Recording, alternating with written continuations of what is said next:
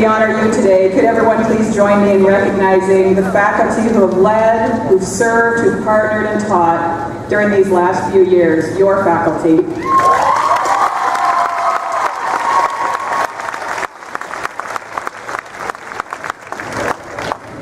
So during the last 14 years, it has been my great privilege to be part of the faculty here at Portland State.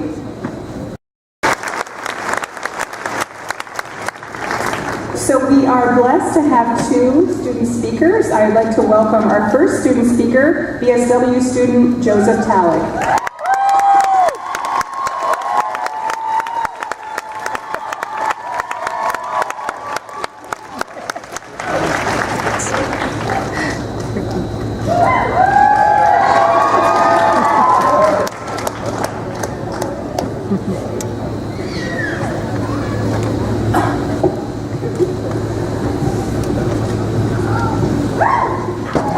Hello. Hi, Aiden. I want to start by thanking Dr. Nissen and Dr. Goodluck and all of the staff and faculty at the Portland State University School of Social Work. Dr. Nissen was actually my very first instructor in the very first course that I ever took, and I really have appreciated her support through this whole process.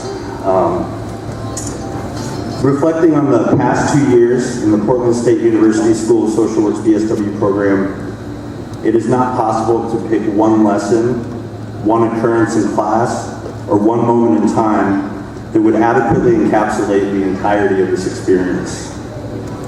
The quality of instruction from the social work faculty has been tremendous, and their dedication toward passing along ideas of inclusion and anti-oppressive strength-based practice have informed each and every one of us as students and as future social service providers. The faculty reminded us to constantly grow and question our environment and the ideas around us, which sometimes included questioning the very teachers that were tasked with supplying us with a top-notch education.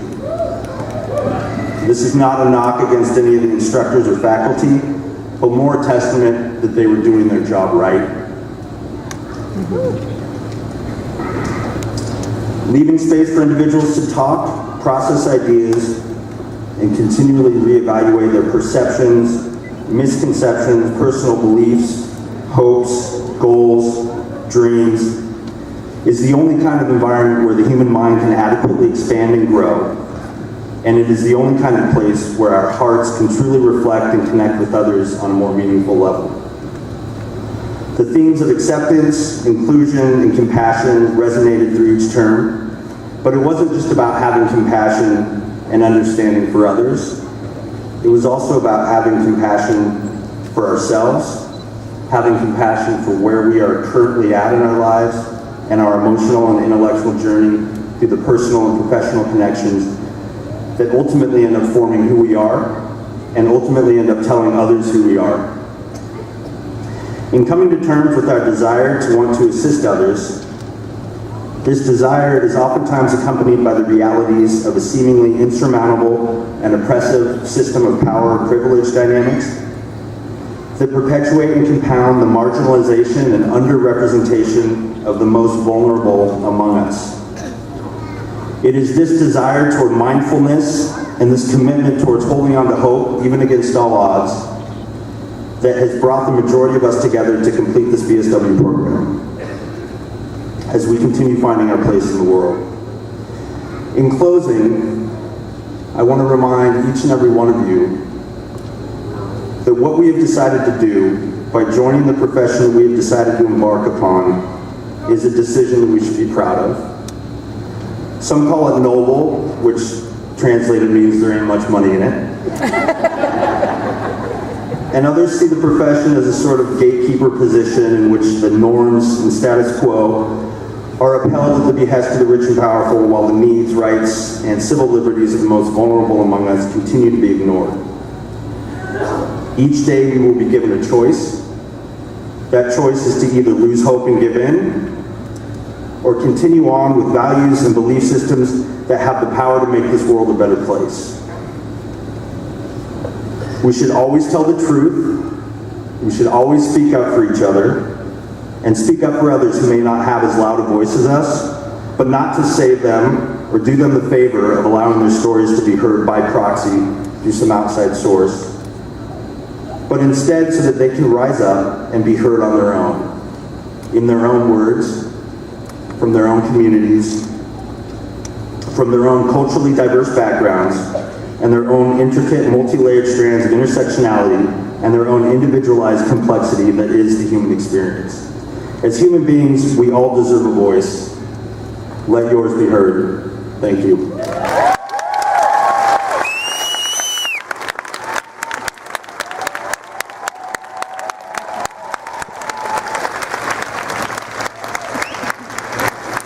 Thank you. And then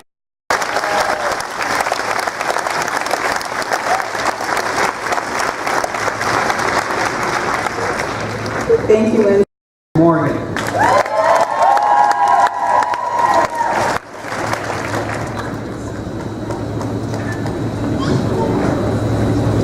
Joe Talik.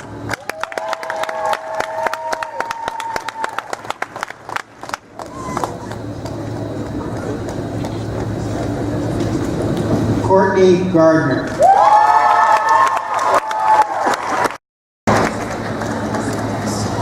Alicia Bernard.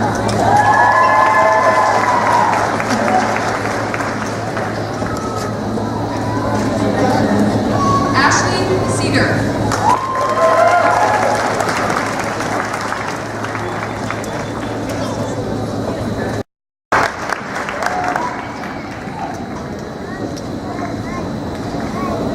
Michelle Depari.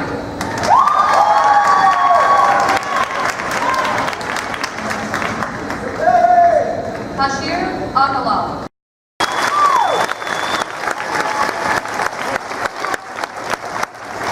In addition to thanking all of you, I just want to say from up here, special thanks to Melissa Penners, Katie Cagle, Erica Woods, Veronica Ivanova, and Diane Howard, along with many of you for helping to put this beautiful ceremony together. Just a couple things in closing. We will miss you. Your handprints will remain on our school and on many of our hearts.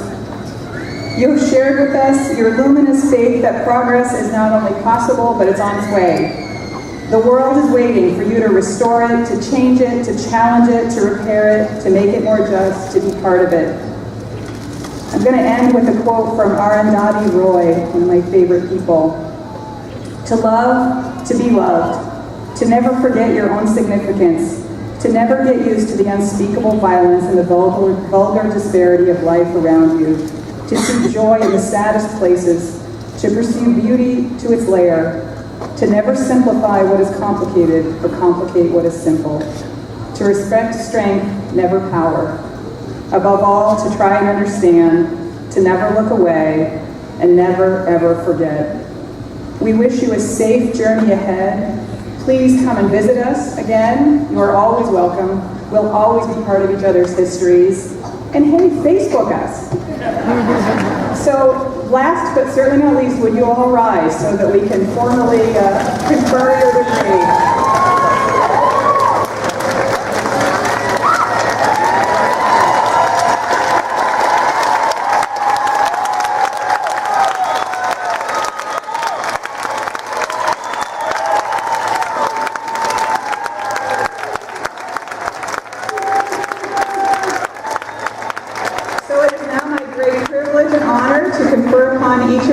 Bachelor of Arts or Science in Child and Family Studies or Social Work. Congratulations. You can move